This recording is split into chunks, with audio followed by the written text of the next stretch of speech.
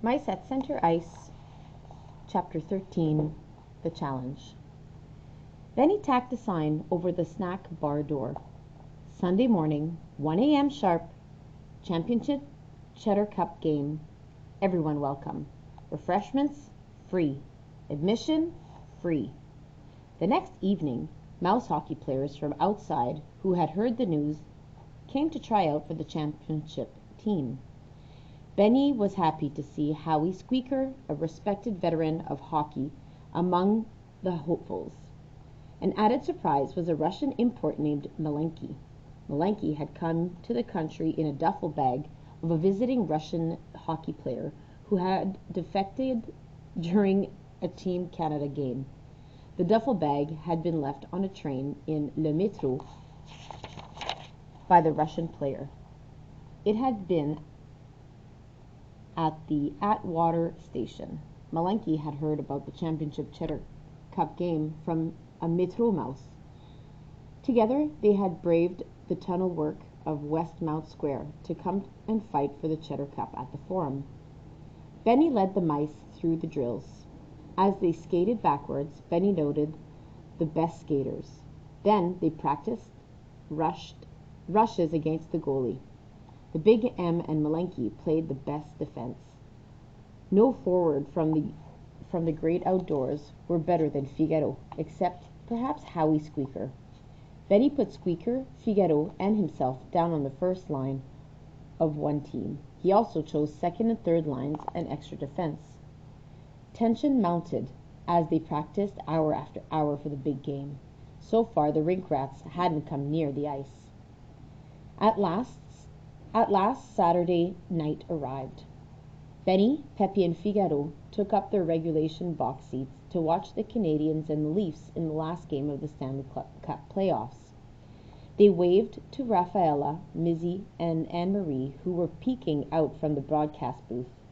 But Benny the Bullet found it hard to concentrate. He was too keyed up for their own game, which was to follow immediately. The Canadians won in the final minutes of the game. The three stars skated out onto the ice to the tune of Happy Days Are Here Again. A red carpet rolled out. Officials in dark suits made speeches. They presented the winning captain with the Silver Stanley Cup. Back in the crowded waiting room after the game, Benny and the others watched the Canadians fill the silver cup with champagne, drink it down, and pour it over one another's heads. "You can bet we won't do that with a Cheddar Cup," said Pepe. "We're going to fill it with cheese and eat every bite. We won't waste any." After what seemed like forever, the Canadians turned off the lights. They left the dressing room, laughing and joking as they went up the stairs. "I thought they'd never leave," said Benny. "Come on, let's get our equipment together." From out of the secret hiding places in the waiting room, they piled all the equipment on the floor. Some of the sweaters matched. There were shin guards made from old hockey programs and ticket stubs to be worn on the legs with elastic bands. The Big M, who was clever at turning useless junk into useful gear, had made face guards from an old piece of wire screen. Sticks were an assortment of twigs, popsicle and lollipop sticks, and pencil stubs. All had hard curved blades glued to them and were taped with plastic adhesive strips. Pepe, being the goalie, had the best equipment of all.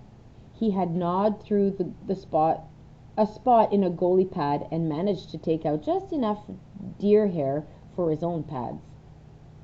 The hole was so small that the Canadian goalie would never even miss the stuffing. Pepe's pads were the best money could buy. "Look at your socks, Pepe," said Benny, disgusted. One was orange, the other was red, blue, and white. "They bring me luck, Captain," insisted Pepe. "I couldn't play goal without them." Howie Squeaker had gnawed a smooth, round chunk of a regulation black rubber puck. For the first time they had a real puck of just the proper size. The mice were tense and ready for the game to begin. First, though, they had to wait for the grinding, scraping noises of the Zamboni machine to stop. They all remembered too well the night Benny had disappeared in the Zamboni. When the machine left the ice, the overhead lights darkened, leaving only the lights to burn softly. It was time to take to the ice. The mice started the warm-up, skating around in circles, skating backwards, doing figure eights, slapping their sticks against the ice. The ice is fast tonight, team, Benny announced. It should be a good game. Those finky rats haven't shown up yet, and it doesn't look as if they're going to. So we'll just have to play for the cup among ourselves. Good riddance to bad rubbish, said Peppy. They marked out the playing area with a grease pencil inside the red circle of the face-off zone. A hairnet and an old sieve served for nets. Rafaela, Mizzy, and Anne-Marie hurried down from the broadcast booth. Mizzy looked around for something to use for the play-by-play and found the end of a drinking straw that was just the right size. Rafaela quickly sketched Figaro's profile on a notepad to capture his best side. Mouse families from the forum and from the great outdoors filled into the arena. Some of the young mice in the crowd wanted to eat right away, but their mothers told them to wait for the victory feast after the game. The mouse fans were all in a pretty good mood and began to cheer for the game to begin. Anne-Marie sold copies of the Mouse Hockey News for 1 gram of cheese a sheet. "Let's go, Captain," said Figaro. "Before we begin," Benny the Bullet said, "let us recite the MHL Players' Creed." The team stood in a straight line in front of Benny. Each mouse held his helmet reverently over his heart. The mice in the audience rose to their feet also. They recited the creed in unison. "I will play my best. I will not slash, trip, or board. I will shake hands with my opponents, win or lose. I will be a good loser. I will not fight for the referee. With the referee, I will be a good sport. I won't be a puck hog. I will be a team player. I will never be a quitter. I will play for the glory of the Cheddar Cup." Everyone sighed in the noble feelings that the creed inspired in them. "Are you all wearing your mouse guards?" asked Benny. He looked sternly at the players, and they all nodded. "Well, what are we waiting for?" he shouted. "Let's play hockey!" Not so fast, squirt," rumbled a deep voice from the far dark corner of the ice. Big Boris and several other rink rats bobbed and tripped over the ice. They were wearing makeshift skates and suits of ragged underwear. Their homemade sticks seemed poorly put together. "I told you we accepted your challenge to play for the Cheddar Cup," sneered Big Boris. "You didn't think we were going to let you keep the cup without a fight, did you?" Benny recognized Old Scarface, Packer, and Sargent. The others looked just as mean, except for one elderly rat who seemed slower on his feet. Benny could almost feel the Cheddar Cup slipping away from them again. Then he became angry. "The cup rightfully belongs to us," he told the rink rats, "but we'll play you for it, fair and square." "Fair and square," echoed Big Boris, his mouth curved in a wicked grin. "Why not? If that's what you want, if that's the way you want it, then that's the way it's going to be. Right, boys?"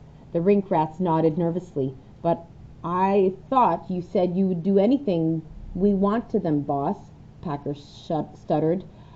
"I thought we could slash, bash, trip, grip, pound, pulverize." "Shut up, stupid," snapped Big Boris. He turned once again to Benny the Bullet. "Don't pay attention to him," Big Boris told Benny with a snicker. "We've been standing around yakking long enough. Let's get started." Benny stiffened.